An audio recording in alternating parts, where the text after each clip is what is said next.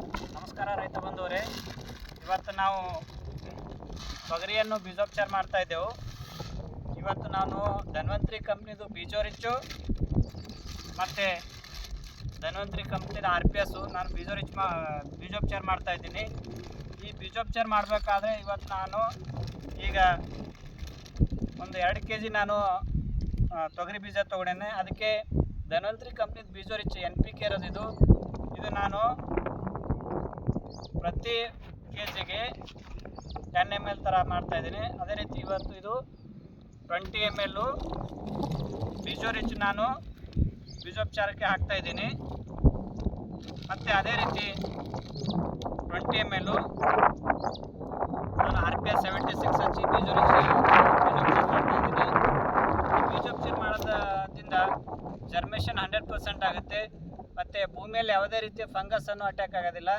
ಇವತ್ತು ನಾನು 10 ಎಕರೆ ಈ ಬಿತ್ತನೆ ಮಾಡ್ತಾಯಿದ್ದೀನಿ. ಈ 10 ಎಕರೆಯಲ್ಲಿ ನಾನು ಇಡೀ ಧನ್ವಂತರಿ ಕಂಪ್ನಿದು ಬೀಜೋ ರಿಚ್ ಮತ್ತು RPS ಅನ್ನು ನಾನು ಯೂಸ್ ಮಾಡಿ ಬೀಜೋಪಚಾರ ಮಾಡ್ತಾಯಿದ್ದೀನಿ ರೈತರೇ. ಈ ಬೀಜೋಪಚಾರ ಮಾಡೋ ರೀತಿ ಈ ರೀತಿ ಇದೆ. ಈ ಒಂದು ಪ್ಲಾಸ್ಟಿಕ್ ಬುಟ್ಟಿ ತೊಗೊಂಡು ಈ ರೀತಿ 2 ಹೊತ್ತಿನಿಂದ ಕೈಯಿಂದ ನೋಡಿ ಸಮೀಪ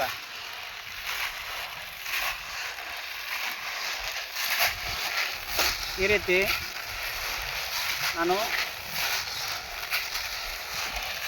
ಬೀಜೋಪಚಾರ ಮಾಡ್ತಾಯಿದ್ದೀನಿ. ಬೀಜೋಪಚಾರ ಮಾಡಿದ ತಕ್ಷಣ ಒಂದು 10 ನಿಮಿಷ ನಾವು ಇದೇ ರೀತಿ ಗಾಳಿಯಲ್ಲಿ ಇದು ಮಾಡಿದ್ರೆ 100% ಆಗಿದು ಡ್ರೈ ಆಗುತ್ತೆ.